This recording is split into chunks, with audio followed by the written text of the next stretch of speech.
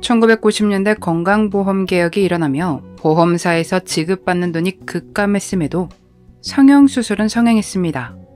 그 중에서도 실리콘 가슴 성형에 대한 문제가 있었음에도 오히려 환자들은 늘어났죠. 그렇게 성형외과는 큰 사업으로 자리 잡았습니다. 마이클 타비스 박사 역시 북부 캘리포니아에서 알아주는 성형외과 의사였습니다. 1944년 로스앤젤레스에서 태어난 마이클은 20대에 UCLA에 입학하고 1974년에 면허를 받은 의사이며 재건외과 의사입니다. 1978년 그는 결혼을 하고 두 사람의 사이에서 2명의 자녀를 낳았습니다. 그러나 시간이 지날수록 부부의 사이는 점점 나빠졌고 결국 1995년 이혼을 하게 됩니다. 이혼을 한 뒤 그는 취미 생활을 즐기기 시작했습니다. 미술에 빠진 그는 그림도 그리고 도예 수업을 들으며 여가 시간을 보내다 두 번째 운명인 데보라 세이문드를 만납니다. 그녀도 얼마 전에 이혼을 하고 혼자 아이를 키우고 있었죠. 두 사람은 서로에게 빠르게 빠져들어갔고 1996년 파리에서 호화로운 결혼식을 올립니다. 그들은 즐거운 여행을 마치고 집으로 돌아왔고 데보라는 남편인 마이클의 일을 돕기 시작합니다. 성형을 받으러 오는 환자들에게 상담을 해주고 사후관리 상담을 해주었죠. 둘이 함께 열심히 해서일까요? 그의 병원은 점점 더 유명해져 갔습니다. 마이클은 지방 흡입술, 안면의 주름 제거, 코 성형, 가슴 성형 등을 주로 했고 평판도 나쁘지 않았다고 합니다. 1997년 7월 3일 아침, 부부가 병원으로 출근하고 있었죠. 그들은 오전 8시 30분 예약이 있었는데 일찍 도착했어야 했지만 지각을 하게 됐고 사무실 매니저 케이 카터에게 알리기 위해 전화를 합니다만 아무도 받지 않았습니다. 부부가 병원 옆 차도에 차를 세웠는데 사무실 매니저 케이 카터의 차량이 세워진 것을 발견합니다. 그리고 이상한 점을 눈치챘는데 환자가 마치 문이 잠긴 듯 병원 밖에서 기다리고 있었던 것이었죠. 원래라면 먼저 출근하는 매니저 카터가 문을 열어놨을 테니까요. 두 사람은 타비스의 사무실 뒷문으로 들어갔는데 역시나 뭔가 찜찜함을 느낍니다. 병원은 조용하고 인기척이 없이 썰렁했지만 막 내린 커피향이 퍼져 있었죠. 일단 환자가 기다리니 타비스는 사무실 앞으로 걸어갔고 아내 데보라는 부엌 쪽으로 들어갔죠. 거기서 데보라는 두 사람의 목소리를 듣습니다. 저는 28명의 외과 의사를 만났어요. 죄송합니다. 신경 쓰고 있습니다. 라고 말하며 뭔가 다독이는, 달래는 것 같은 남편이 말하는 소리를 들었죠. 그렇게 소리를 듣고 있는데 연이은 총성이 들렸고 데보라는 깜짝 놀라 뒷문으로 도망쳐 911에 신고를 합니다. 경찰들은 서둘러 출동했고 마이클을 찾기 위해 총성이 들렸던 사무실로 들어갔습니다. 그는 책상 바닥 근처에 쓰러져 있었으며 이미 숨을 거둔 상태였습니다. 사무실 매니저 케이 카터는 휠체어에 매여 말을 할 수 없는 상태였죠.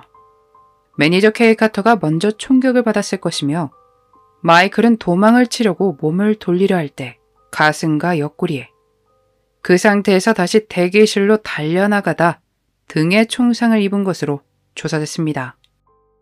경찰은 아내 데보라에게 물었죠. 남편에게 원한을 가질 만한 사람들이 있는지 말입니다. 네, 남편에게 수술을 받고 결과나 절차에 만족하지 못하는 환자들이 있었어요. 마이클은 의사 생활을 하는 동안 총 12번의 소송을 당했고 그것들은 의료과실과 불만 등이었습니다. 경찰들은 그 환자들을 확인합니다. 범죄 기록이 있는지, 이전에 마이클에게 위협을 했는지 등등.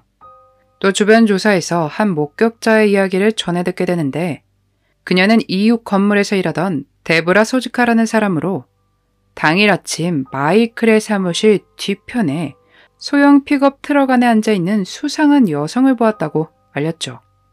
또한 일주일 전에도 그 차를 봤다고 기억했습니다. 제가 점심시간 때문에 1시간쯤 나갔다 돌아왔는데도 차량이 주차되어 있었고 더 이상한 점은 하루가 끝날 쯤에도 그 여성은 그 차량 안에서 건물을 보고 있었어요. 그리고 사건 당일날 아침에도 똑같은 차에 그 여자가 앉아 있었고요. 마침 경찰은 아내 데보라로부터 받은 환자 목록에서 용의자들을 찾았습니다. 그중 한 명으로 테레사 라미레즈라는 사람이 있었죠. 테레사 라미레즈는 1952년 장녀로 태어났습니다. 테레사의 친구에 따르면 테레사는 자기 생각을 또박또박 전달을 잘하고 즐거운 사람이었으며 담배나 술, 욕도 하지 않는 사람이었다고 합니다.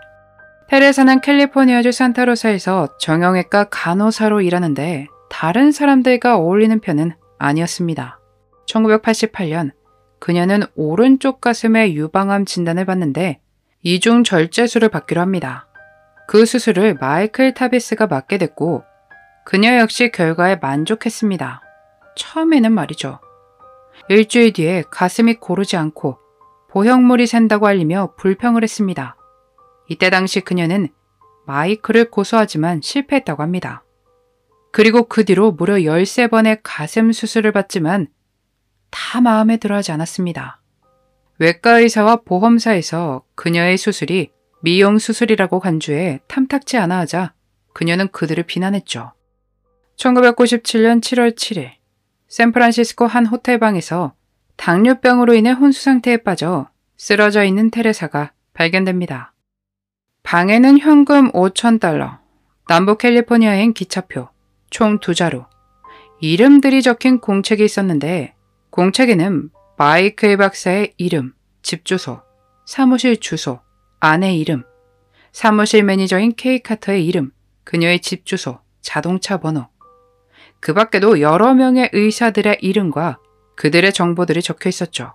경찰들은 이 노트를 테레사가 앞으로 해를 입힐 사람들의 리스트로 봤습니다. 그 노트에 로버트 페이스라는 사람이 있었는데 그는 건강보험 HMO라는 곳에서 의사를 맡고 있었습니다.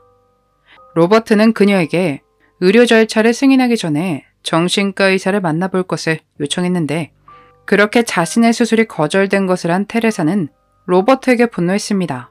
그러며 그녀는 블라우스 앞섬을 뜯을 듯 부여잡고 왜 그런지 보여주겠다며 소리쳤다고 합니다. 결국 그녀는 경비들에게 끌려갔다고 하네요. 사건 당일인 7월 3일 그녀는 먼저 로버트 페이스의 사무실로 향하지만 그는 다른 도시에 가 있었던 상태였습니다.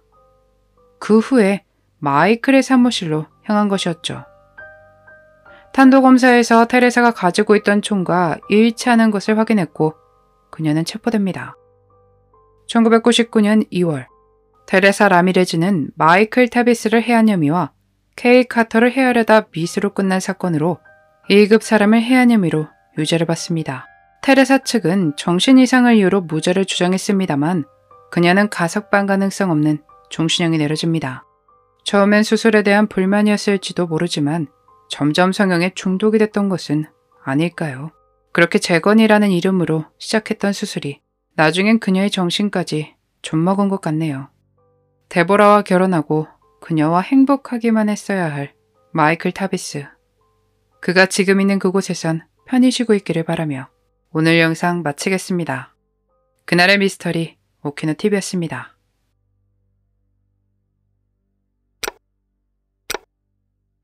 마지막까지 시청해주셔서 감사합니다. 좋아요와 구독은 저에게 큰 힘을 줍니다. 오늘 하루도 수고하셨습니다. 좋은 밤 보내세요.